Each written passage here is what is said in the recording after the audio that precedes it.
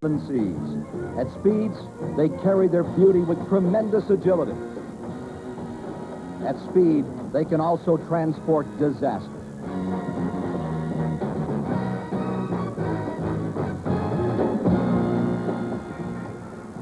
New Orleans, 1984 means the World's Fair. And the offshore powerboats add a special attraction to this gigantic international midway.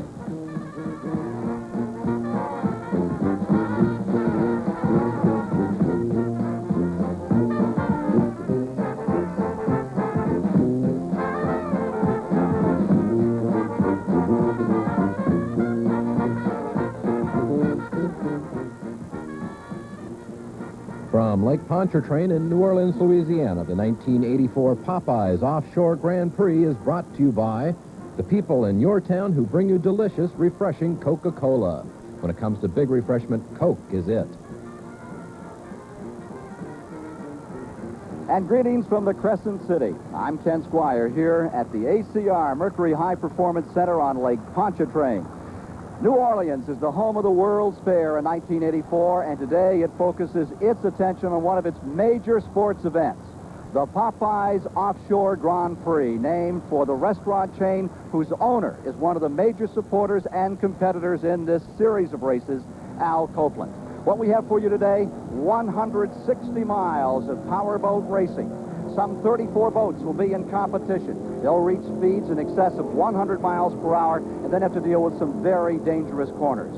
I'm delighted to have working with me the fastest offshore racer in the world, who set a record on this very lake at over 130 miles per hour, Mike Drury. The wind is up, Michael. Looks like it's going to be perfect for these gigantic boats. Well, Ken, when you say perfect, that's kind of an understatement. In the last couple of days, we've had some really terrific weather here. I think this is going to be making a very interesting race today. We've got some very good things going in our favor, and of course some very interesting things going against us as well.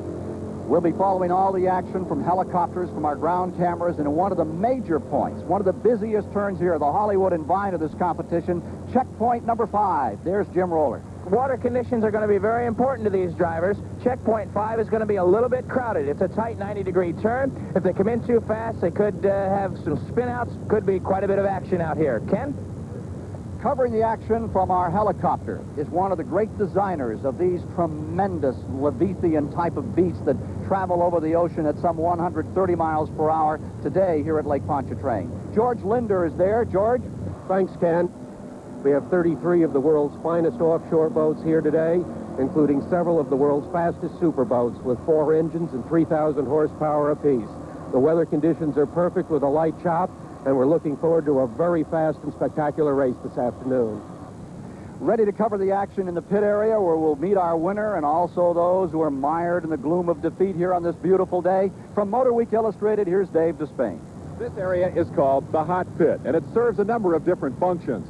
Most of the race boats put in here this morning to start their trip across Lake Pontchartrain. If a boat has trouble, this is where they'll return.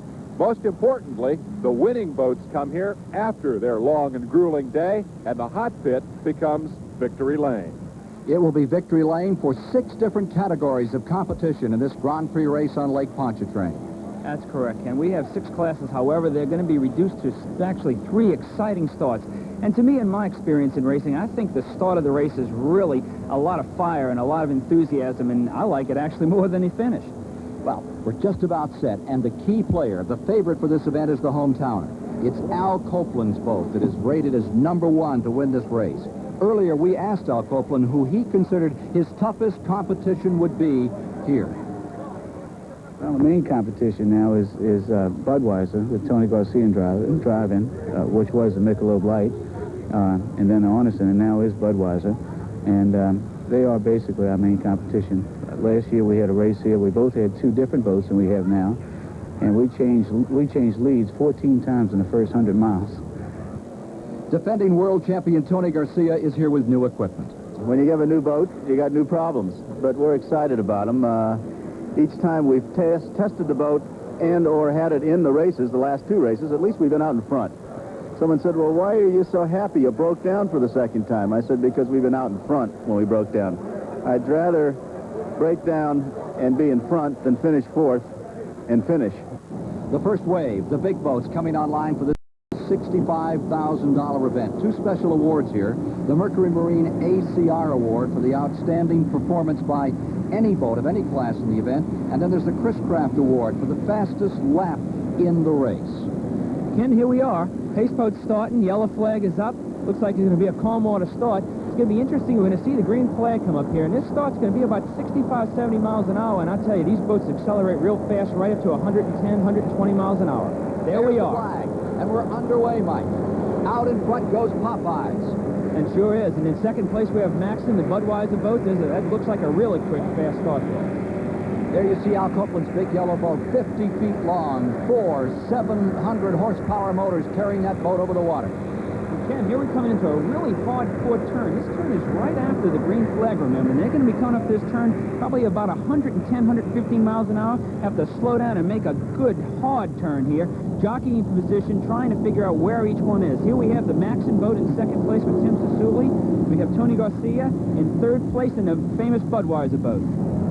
The Unlimiteds, the super boats, are underway and climbing to some 120 miles per hour in this first lap of the 1984 Popeyes Offshore Grand Prix from the World's Fair town of New Orleans, Louisiana. Back with more in a moment.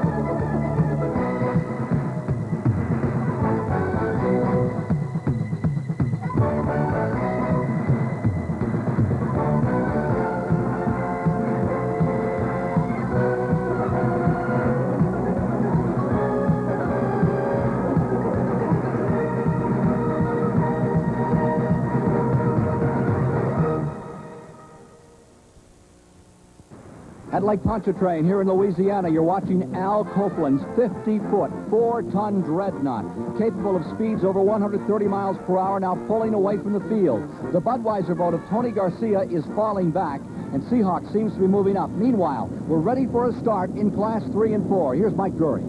Ken, I'll tell you, by this picture right here, you can see why I was so excited about talking about the start. These boats are jockeying position. They're running probably about 65, 70 miles an hour in Class 3 and 4. Mike, compare these boats to those big super dreadnoughts we just saw take off. Well, Ken, obviously these boats are a little bit smaller, but when I say smaller, they've got twin engines, or they can run singles if they want to. The boats will run over 100 miles an hour, and here we see Dan Weinstein going into first place. This boat runs well over 100 miles an hour. Dan Weinstein with Pete Hubner and Dominic Santorelli, his crew, in a 32.5-foot wooden Cougar Cat, 2 Chevrolet V8 engines, 600 horsepower each, carrying him along. We asked him how one prepares for such an event as this. When the flag goes down, you got to start right from the beginning. There's no time to really warm up and get into it. You got to start racing right then. And the way I look at it is, any slack you give in, it may be the amount you lose by later on. I tell you, Ken, look at this battle for second and third place. On the top of your screen, we've got M94, Jesse James, Mark Lavin, and Chris Lavin from Westport, Connecticut. And then we have the third place M66, that's John Delia for the special edition from Greenwich, Connecticut. These boats are both 30-footers. One's a brand new Chris Cat, and the other one's a Shadow Cat. At 100 miles per hour, a close-up look here at special edition John Delia's twin V8, 550 horsepower each boat. And now you're with the leader, Al Copeland, who won earlier this year at Fort Myers, Florida. Let's go to George Linder, who has another big battle going beneath him in the helicopter.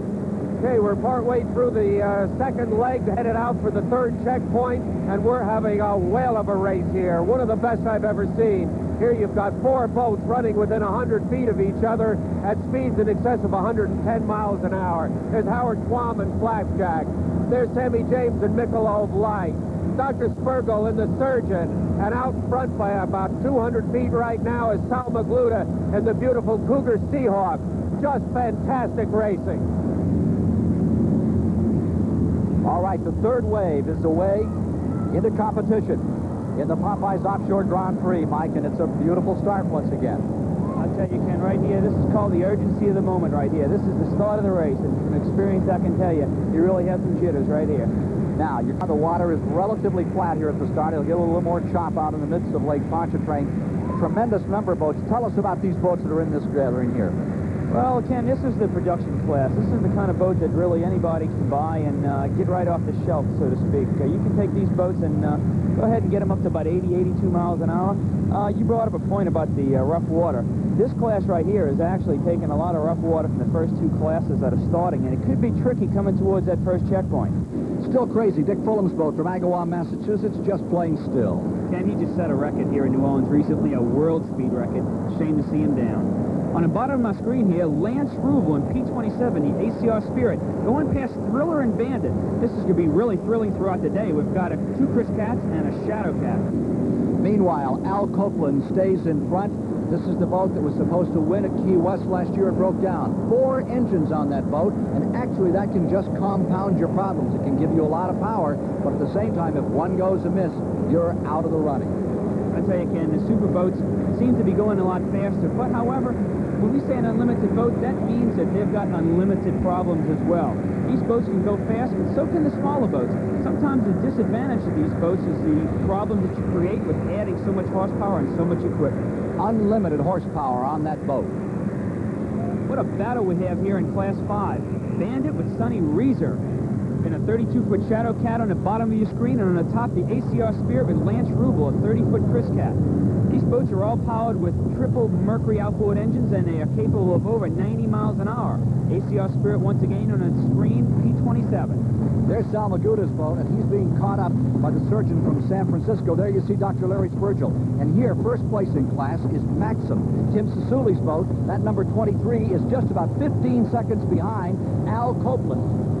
The real contest is here, however. Sal Maguta's boat is definitely being overtaken by Sergeant Dr. Larry Spurgill. And on the bottom of your screen, that's Blackjack, driven by Howard Quam. We asked the 10-year veteran Howard Quam how hazardous is offshore racing. The reason I think that people think offshore is more hazardous than another sport is because in the 2 or 3 hours it takes to complete the course, you probably hit 500 waves, and each wave can throw the boat in a different direction, and the boats are up, down, and sideways, and constantly banging, so that you don't get the smooth feeling that you might get in an auto race where you're running around in a circle, or even a circular formula race. Well, Formula Boat racing is definitely getting some attention, but it can't match the grandeur of these boats. Trouble on the world champion Tony Garcia's boat. I tell you, we can see him in the water right now, and this is something that the surface drive boats have been having a lot of trouble with, probably a broken propeller here, Ken. And there's Michelob Light running second in class. Tom Gentry out of Honolulu, Hawaii, still trying to carry some colors home for that racing team today.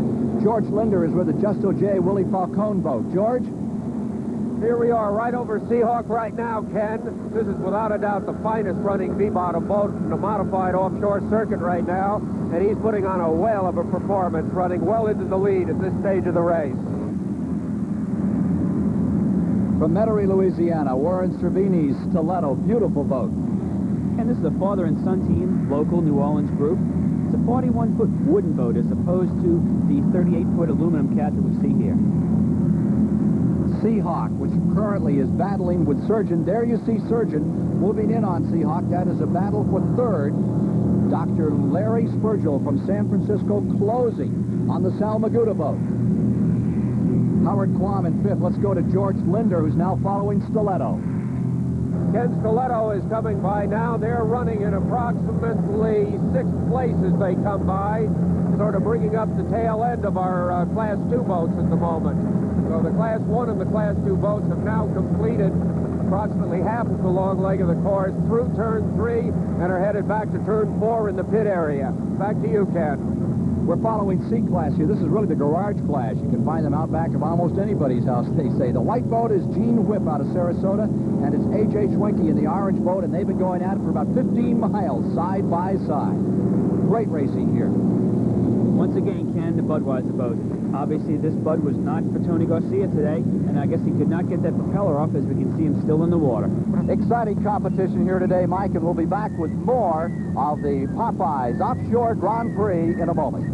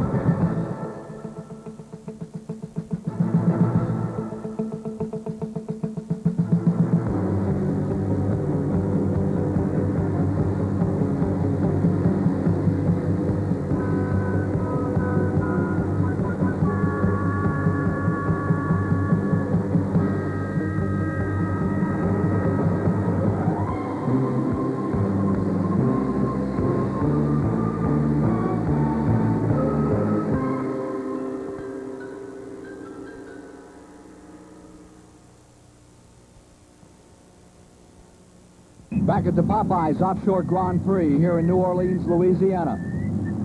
The Maxon boat is being reported as the second-place boat now overall in the event, and that is a bit of a surprise. That's a very fast boat, the Maxon. It's in Class 2, running against these super dreadnoughts, these big 50-footers. So the boat of Timmy Sassouli from Scotch Plains, New Jersey, a 30-foot Chris craft, is running with a 700 horsepower twin set of engines out back, developing some 1,400 horsepower in the second place. Maxon is in second, Popeyes is in first as they get around to complete lap number 1. And they're really turning this first lap. They're well over 100 miles an hour as they continue the battle. And now you see Al Copeland's boat, which is the lead in the race at the present time. He, the sponsor of the event, went for the world speed record here at Lake Pontchartrain, had it for just about an hour and a half. And then Mike Drury, our co-host, took it away from him at over 1:30. We can't rub that in now. Al Copeland in front. Bill Soroy is his throttle man. I tell you again, look at that boat run. Boy, I tell you, that's really interesting, because that boat right there is an aluminum constructed boat. You can see how kind of flat it's running. However, you can still see a lot of air underneath it.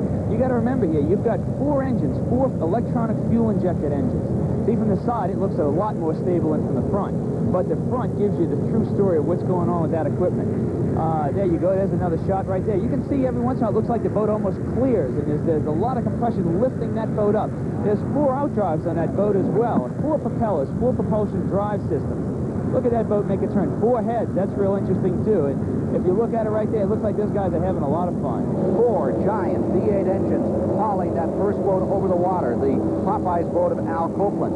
Maxon running in second place with 2 Merc Cruiser engines, developing 700 horsepower each, and it is Timmy Sassouli's boat that is the second place overall in the event, and they have a wide margin on anyone else in the event at this time. Here's the Popeyes. I tell you what, Ken, those guys in Maxon are really doing a heck of a job, because like we explained, you can even see the difference in boats. You're looking at a 45-foot coming at you right here versus a little small 30-footer, and almost doing exactly the same speed. That little smaller boat, it sure bounces a lot, because obviously it's a lot lighter and a lot smaller, and it only has 2 engines, but it's doing a heck of a job staying up there. Here's the former Arneson boat with the new team, Dr. Larry Spurgill out of San Francisco, the boat called Surgeon, which is now challenging Sal Magluda's boat in a battle for 3rd overall in the event. The 38-foot dark boat, Seahawk, high on your screen. The white boat is Surgeon as they travel along beside the seawall at over 100 miles per hour. These 2 surface-driven boats going just about dead even in an overall battle for 3rd position. Ken, something to be noted here.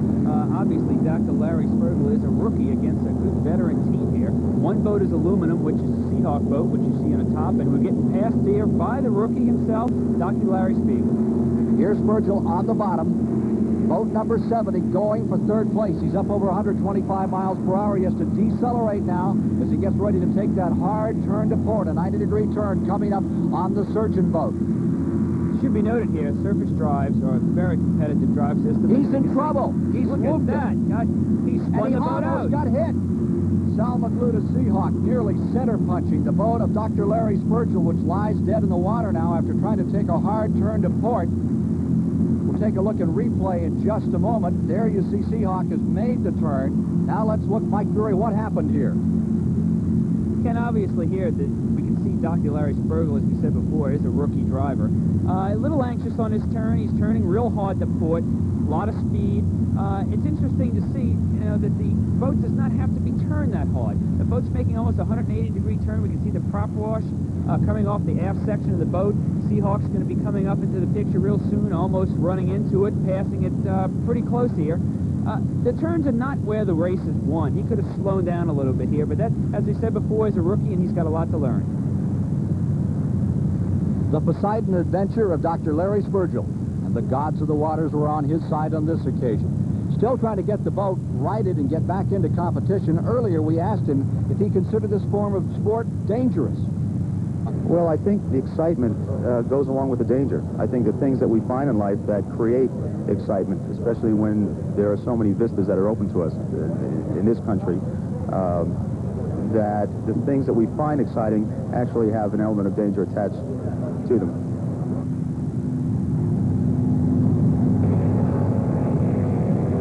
tell you, Ken, Stiletto is really an interesting team to watch. They're a local New Orleans group, and that boat right there was Al Copeland's old boat from last year. It's a wooden boat, a Cougar design out of Florida. They do a pretty good job, and you can see they've got 4 people, too. They like to have a lot of company on board with them. Why a 4-man crew? Well, that's just a matter of what the crew likes and really doesn't like. I really prefer 1 or 2 people in the boat because, to me, that's just a lot of added weight, and the expertise is not there for 4 people anymore, Ken. I think you can do the job with 2 very adequately, and it's just a lot cleaner operation there. Neurosurgeon Dr. Larry Spurgel's boat. Oh, you can coming back. You can see he's got that engine cowling open on that engine on the left-hand side. And it looks like it could be a fuel injection problem. You can see it. In fact, right now, you can see some smoke coming out. It's cranked up again and running. When he spun it out, he might have just drowned that engine. He may get right back into that race, and we may have a race in placing. Safety precautions are as much a part of offshore powerboat racing as any form of motorsport. As we watch Larry Spurgel get back underway, let's go to a report that Mike Drury put together on how they make these boats safe. Ken, the American Powerboat Association in the past years has made great strides to try and protect the spectators as well as the participants of the sport. We see here the inspectors that try and check all the equipment, kill switches, which he has in his hands. If the people are thrown out of the boat, the engines will be killed. We've got a radio for the people to call in and tell out if their boat's broken down. An e-perk made by the ACR Corporation, which will give the Coast Guard an idea of where you're located if the people go out of the boat. Here we have life jackets and Snell-approved helmets, which will take the driver and float him face up in order he won't drown. There's a raft. There's water included in the boat. And, Ken, this water will sure come in handy in case you're out on the way to Bimini and get lost and have to stay out there for 3 days. But still in all, this sport at 100 miles an hour is very dangerous. Lead boat continues to be Al Copeland's monster boat with 4 V8 engines pulling that boat over the waves. Bill Soroy, the throttle man, and Stan Ware, the navigator, and 4 Merc cruisers haul this gigantic hulk over Lake Pontchartrain. Now he's into some of the back markers in the race, trying to move through some of the smaller class boats. Here we got a real good shot of power play and Popeyes in the background, and that'll give you an idea. That's a smaller boat compared to that big super boat. Warpath, the number 69 boat, is coming back here, Mike. I can see that coming in under a real slow condition there. Those guys are from Apache Boat Company, and you can look at that boat. It's a 40-foot-plus vessel, and of course their expertise today is not this kind of water. They look and really kind of appreciate those 10 to 12-foot seas because of that DP configuration. So I don't think they really planned on doing too well today, Ken. Dan Weinstein leading the modifieds, Class 3. He had a terrible wreck in Key West in the World Finals last November. We asked him if he reconsidered racing after that crash. Well, after the flip, I decided I wanted to keep racing, so back in as soon as possible and get this scare out of my system, and felt good. Look again at Dan Weinstein, November World Finals, 100 mile per hour at Key West, Florida. Hooks the starboard sponson, and the 32-footer sails into the air, crashes over, and he was thrown, as you see there, some 60 feet from the boat. Dan Weinstein leading today here in the Popeyes Grand Prix on Lake Pontchartrain at New Orleans, part of the 1984 World's Fair. More in a moment.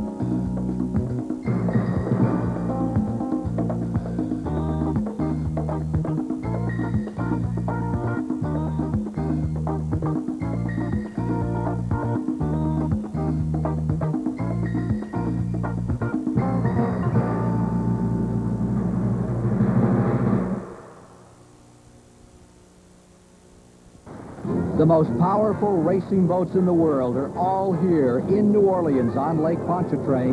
I'm Ken Squire with the world record holder with these boats, Mike Fleury, watching the Popeyes Offshore Grand Prix. I tell you, as you look at some of these front shots, Ken, obviously here we're looking at a tunnel boat. When I say a tunnel boat, that's two hulls with a wing in the middle. You can watch it, the different designs here. Some of the designers design their boats to run flat because they don't like their boats to get high. And then you can see the other ones really hanging out there, really getting a lot of compression and lifting up and getting some speed. And of course, you can, as this boat's coming at us right here, which is Cougar right here, that boat runs kind of flat. It's an active cat. It runs a little flat. It is fiberglass construction. And of course, what's good to watch how the wooden boats do versus the aluminum boats and the fiberglass boats. The Offshore Powerboat Association says it's a race boat for everyone. And if you don't believe it, just listen to Dave Despain. Let me sell you a boat. In this event, we've got boats in every size, every price range. I can put you in this baby for $3,500. You'll be on the water 40 miles an hour. Now, you got a little more money to spend? Let me sell you a little more boat. You'll be the terror of Class 6 in our Scarlett O'Hara model. This 30-foot jewel has a velocity hull. It's powered by a pair of Mercury engines. They'll run you about $5 grand each. But you'll be skimming the waves at a breathtaking 80 miles an hour. Let me sell you this Class 6 boat, $50,000. Now, you got a little more money to spend? You got 10 times that much money? Let me sell you a super boat. Howard Arneson swears this 48-foot catamaran cream puff was only driven on Sundays. 4 KS&W engines make 2,600 horsepower and cost $25 grand each.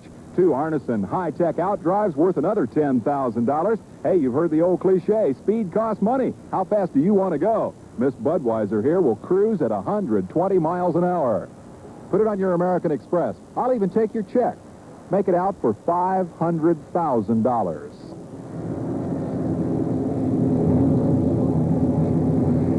Popeyes now completing its third lap complete on the Popeyes boat. 10 will make the distance today as Al Copeland. He used to really draw blood out here. He has pulled well out in front of everyone. No one close to Copeland thus far in the event. Let's go to Jim Roller. Jim?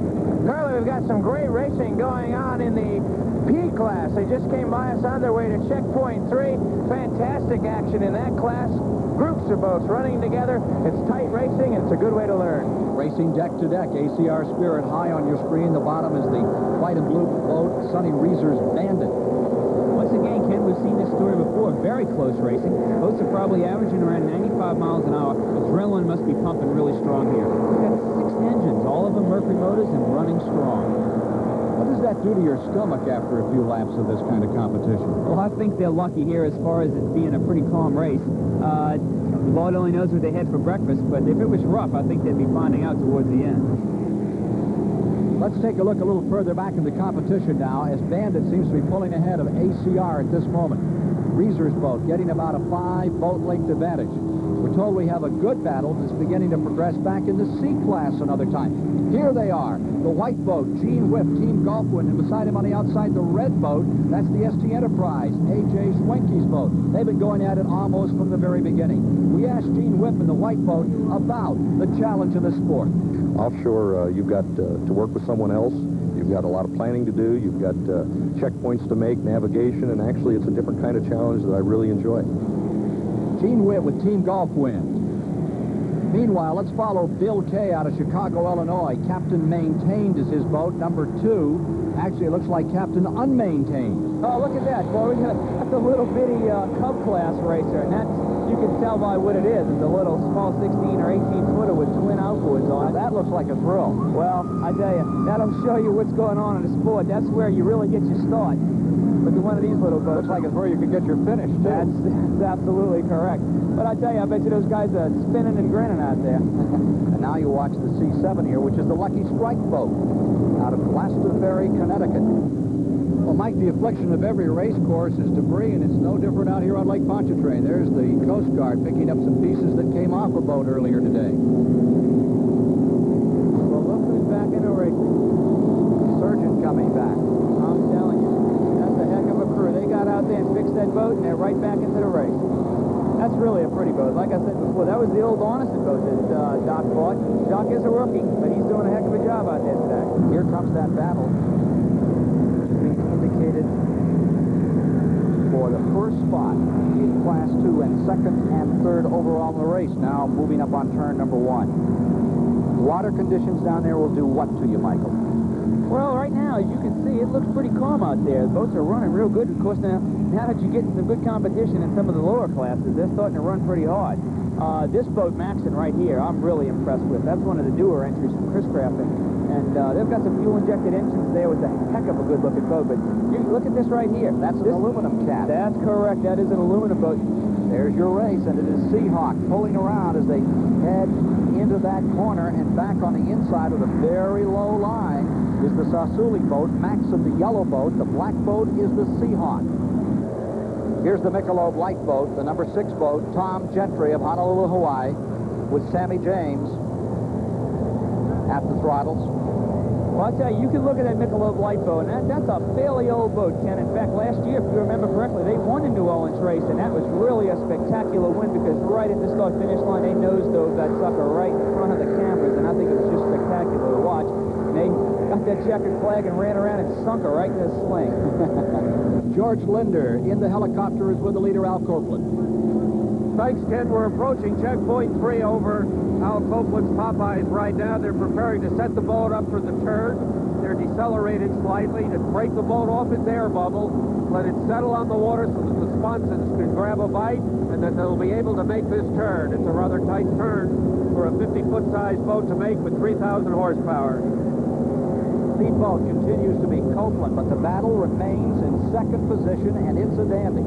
There we find the Maxim boat, a 30-foot Chris Cat with 2 700-horsepower engines, going along on a 30-foot boat, putting up a heck of a squabble with Seahawk, an aluminum cat which measures in at 38 feet, a Cougar, and their 2 700-horsepower engines have them drawing even. Look at that passing right there. And they're working their way through some slower boats, getting over their wake, and that's going to give you a little thrill, a little jolt. We're watching Tim Sasuli here, who won the first 2 races of the year. We asked him a little earlier, Tim, what is the key to this race? Well, the real key on this particular course is the turning. If you can maintain speed through the turns without getting into heavy lateral acceleration, you'll be in good shape. When that boat starts to go sideways, because of the speed being too high, you have a problem. But maintaining speed, doing nice big turns and keeping that speed up and shooting out of the hole is the key to this race because the turns are so close together. Tim Sasuli trying to close on Al Copeland. And so a tremendous battle continues here in the Popeyes Offshore Grand Prix, and we'll have more for you in a moment.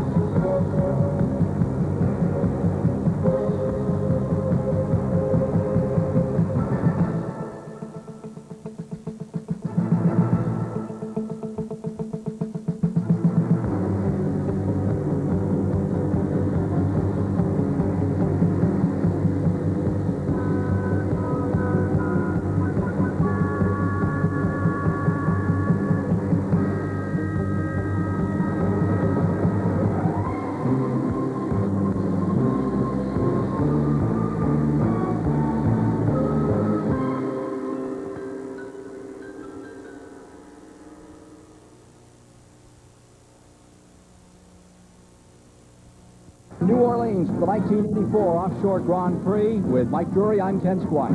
Here we come, Ken, with the Popeyes boat coming back around again. Look at this interesting shot. There's a lot of boats coming into this turn. But the boat that's showing the way by a large margin is Al Copeland's boat. Oh, that's for sure. Boy, I tell you, that's a lot of chicken ride on that water. And he has got everyone covered today.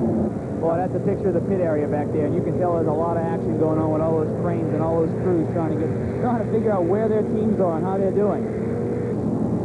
Oh, there's Flapjack down with Howard Quam's got his helmet off, and they look like they're conversing back and forth to try and figure out where they are. That looks about as much fun as trying to float a bathtub at 60 miles an hour. Well, I think they're going to be holding their kidneys tonight. I don't know if they're going to be inside their body or outside their body, but I'm sure they'll be holding something strong. Captain Maintain, just barely. That's for sure. Skipping along over the water. Captain Maintain, Bill Kay's crew. I wonder if he practices on the Chicago shoreline. Now, here is Tony Garcia out of California, defending world champion. It will not be his day. The boat is headed back in after breaking down very early in the event. Brand new boat, still having problems getting sorted out. Here's the surgeon, back another time. Well, I tell you, this boat right here, like you said, it's got much more speed over the stiletto. It's a good possibility that the next lap, the surgeon could have already gone ahead and passed them and put them back in 5th place. Let's review how they stand in the various classes now. Popeyes is leading overall in the event. The 55-foot 4-engine boat is just dominating thus far in the Grand Prix here on Lake Pontchartrain. Maxon, the Class 2 boat that's out in front, a very fast boat. The Timmy Sassouli boat stays first in that class, with Seahawk being shown in the second position, the Sal Magluta boat. Then in Class 3, they're reporting that Power Play, which we've been showing you, the M11, Dan Weinstein's boat, is first in Class 3, with Motor City Magic, the Robert Kerhig boat, running second. And in 4, we have a Seahawk that is doing well. As we watch the boats go by us here in front of the pit area, we've got to remember this is offshore racing. Here in New Orleans, in Lake Pontchartrain, we've got a shallow draft lake. The lake's approximately 20 feet deep in most of the average areas. Right in the areas right here, we've got the seawall with a lot of refraction. Let's go to George Linder in our helicopter. We've got a great race here, Ken, with the Class 2 boats. These boats right now are running about a half a mile behind Al Copeland and Popeyes. These are running the same type of engines, twin 700 horsepower engines instead of 4. These boats are having a fantastic race. You've got the Maxon boat with Tim Sassouli and Harry Wellman, the brand new 30-foot Chris Cat, and opposite him, running neck to neck, about 100 feet apart, is the beautiful, well-prepared Seahawk boat of Sal Magluta and Willie Falco. Now, looking at the airspeed indicators, they're pulling away from us right now, and we're at 100 miles an hour. Both of these boats are capable of more speed and are obviously doing the same thing Al is. But Seahawk is putting a move on Maxon right now. And there comes Maxon closing the gap on them. This is some kind of racing. They've been out here now for almost 1 hour. They've covered 70 or 80 miles at this point. And look at Maxon in that Chris Cat close up. Tim Sassouli going back by the Sal Magluta boat as they continue that battle just behind the leader. The leader is about a half mile in front, as George Linder was reporting, and here he is. This is Al Copeland and company running in first place here in the Popeyes New Orleans Offshore Grand Prix, and there you see the skyline of New Orleans in the backdrop as this boat at over 100 miles per hour skims along over the water, and so far no problems. 4 motors, just a lot of potential for technical problems, but none thus far. Ken, as we watch the Popeyes boat skimming over Lake Pontchartrain in that calm situation, it sure is a pretty sight. 4 engines, 4 drive systems, 4 people. Everything seems to be working in their favor. That quartet staying out in front, trying to win this race for the first time. He's tried for 4 years with number 4 to pull it off. This could be the year. Dan Franklin's boat, the Docksider. Earlier, Mike Drury took a look inside this boat and gave us a new perspective on the team aspect of this sport. Yes, offshore racing is a team effort. That means more than one person. 1, 2, you've got 3 seats here. I'm sitting in the driver's position. His primary job is to keep the boat on track and to go straight. He's got to listen to the other two people in this boat and listen to what they tell him. Over here to my port side, we've got the throttle man. His primary concern, of course, is to keep the engines in the water, keep them running. Beside me, we've got throttles for 3 outboard motors. This boat is specifically designed with outboards. This man over here has got to take that into effect. If he loses an engine, he's got a good chance of finishing, but not in a good place. On my starboard side here, sitting right next to me, is your navigator. If he makes a mistake, you could be 20, 30 miles off course. That means you've lost the race. But the primary concern that we show here is 3 people working as a team, as in no other sport that you've ever seen before.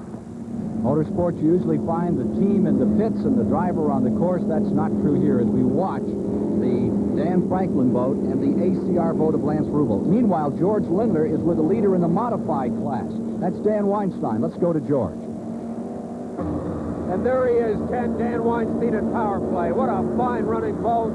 Super experienced crew. Danny always drives very hard. There's only one place for the throttle, and that's put the pedal to the metal and go for it. And there he is with a huge lead at this point. Now, he's passing right now a boat that's running approximately 90 miles an hour. That can give you some kind of speed differential. The boat he's catching is John Emmons' production class Town and Country.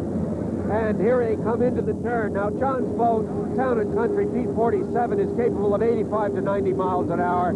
And as you can see, Denny Weinstein in Power Play is just closing the distance like he was standing still. Power Play taking a much wider line through that turn. Here is the pride of Detroit, Motor City Magic, the Bob Keurig boat, senior and junior, currently sustaining second place overall in the modified class. We talked to Bob Keurig about the importance of navigation in this racing. Navigation is pretty much a feel. You have to have a feel. It doesn't really matter whether you're on the lake or whether you're out in the middle of the ocean. I've seen them get lost in Lake St. Clair. If you don't have the feel, you can be going south and think you're going north. That's what it's all about. You got to study these races. You just can't go out there and the morning of the race and expect to follow somebody, because he could be wrong. Ken, he is so right. I remember last year, Point Pleasant, New Jersey, all the boats followed first place boat all the way up into New York Harbor. They all kissed the Statue of Liberty, had lunch, and we ran out of gas. Let's go to Dave Despain for a report on attrition.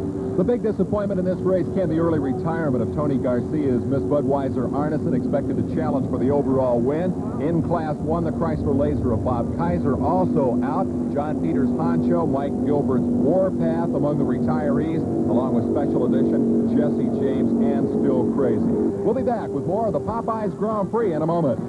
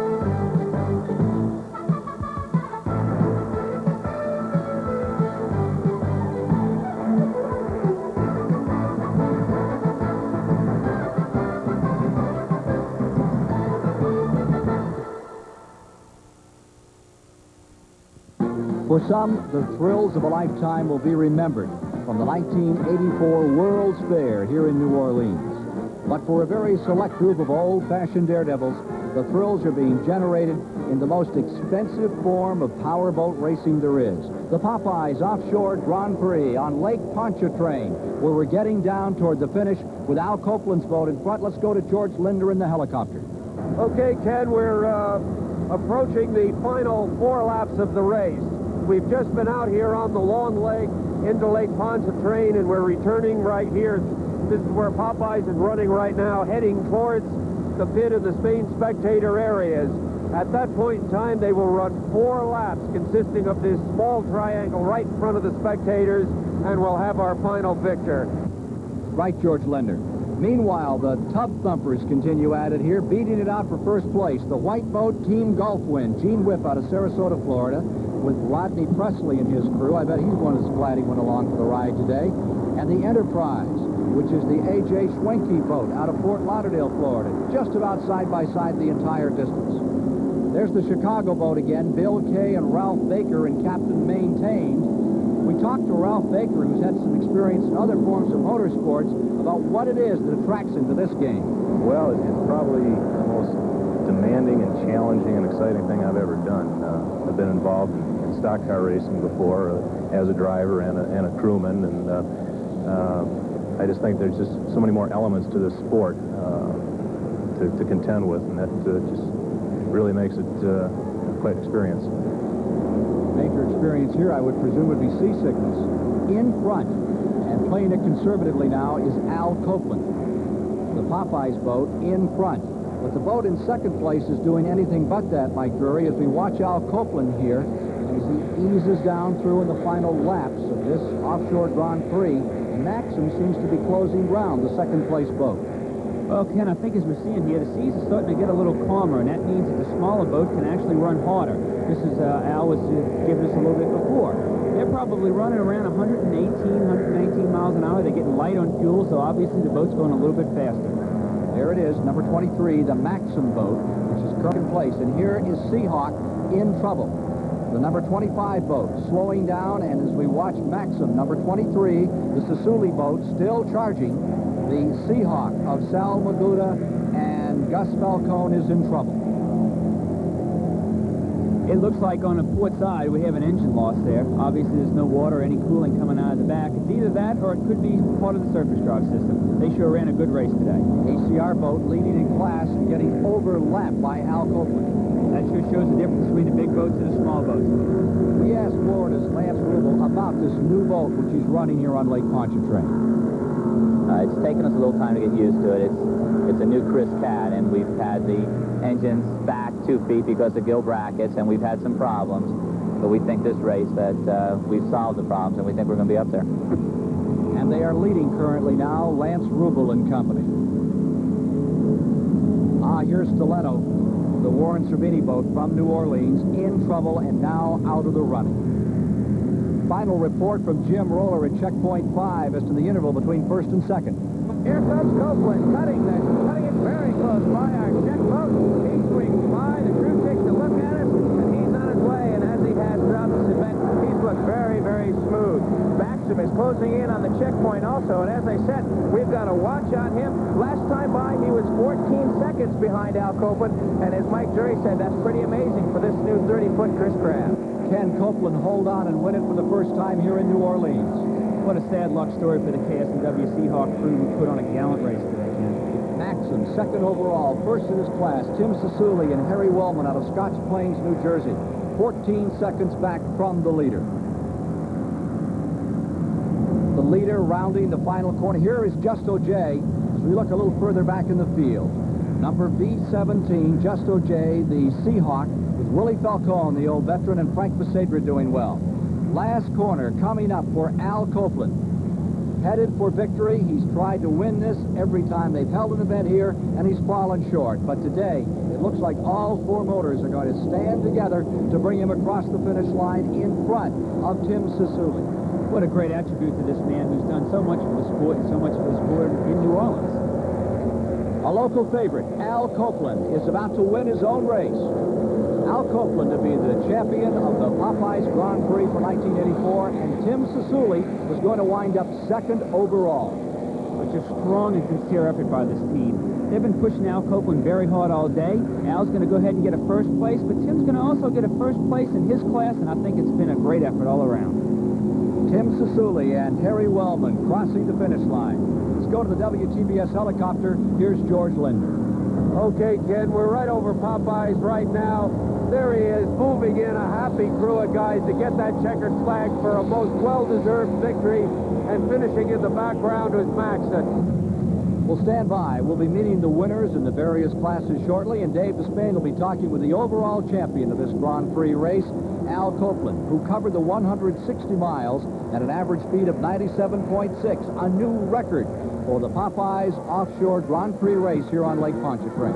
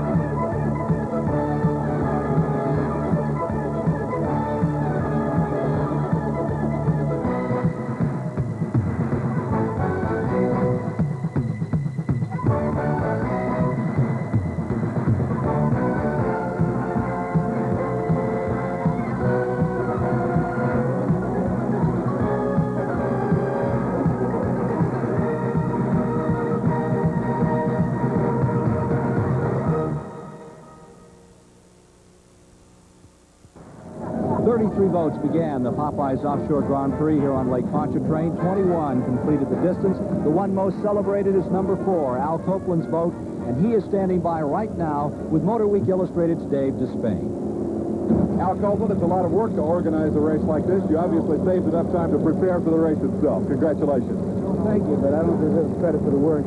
Mike Drury and the SOAR organization deserve that. They did all the work. But we did the race, and we enjoyed that. Very exciting to lead this thing from start to finish, a race that you've wanted so much to win for so long. I've been wanting to win this for 5 years. Best race I ever won in my life. You pioneered the big boat, the 50-footer, the giant horsepower. Today you got a real challenge from a new innovation, a smaller boat, but one that's very fast. Were you surprised at where your competition came from today? No, absolutely not. We knew that. We knew the boats, the small boats are fast, and that's as an advantage and disadvantage. You know, you have to give a little bit to get something in this business. So, if the water would have been rough, we would have had a better advantage, but if the water's calm, then we got to run harder. That's about it. I can't imagine that there would be very much you'd want to change about this day in your life. Ooh, I love it. How can you ask me that? That's incredible. No, I love it. It's fantastic. It's my hometown. I've been wanting to win for 5 years here, and I love it. The winner of his own race, Al Copeland. The official interval between first and second place was measured at some 19 seconds when the race came to conclusion. There are still other awards to be given. Let's go back to Dave Despain. Here is the presentation of the Mercury ACR Award. The press has voted the performance of Tim Sisuli and his crew the best of the race, and the presentation is by Armin Weaker, the head of high performance for Mercury Marine.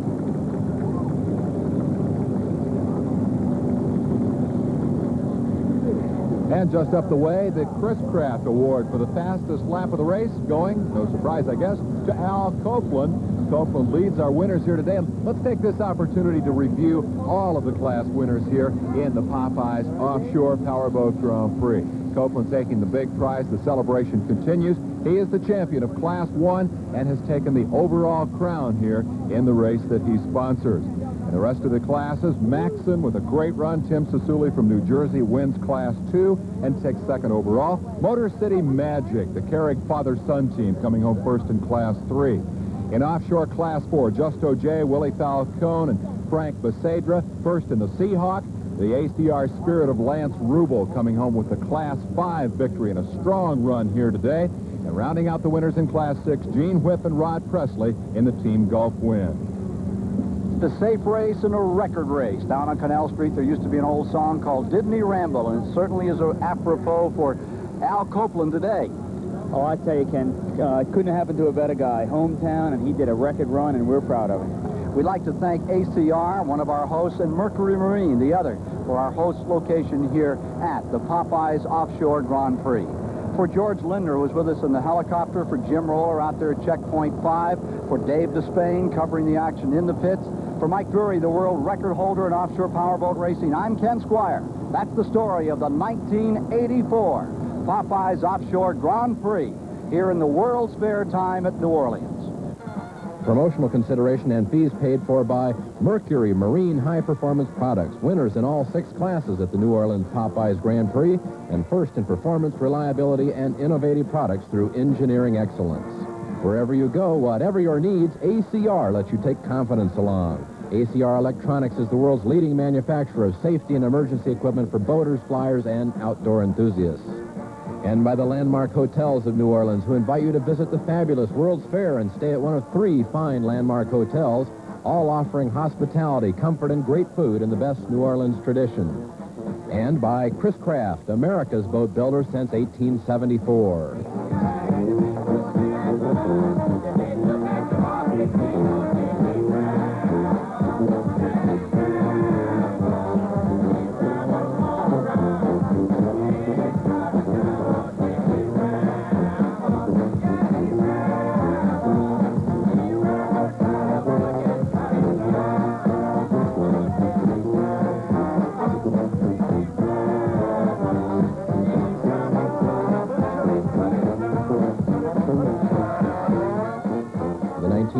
Popeyes Offshore Grand Prix was brought to you by the people in your town who bring you delicious, refreshing Coca-Cola.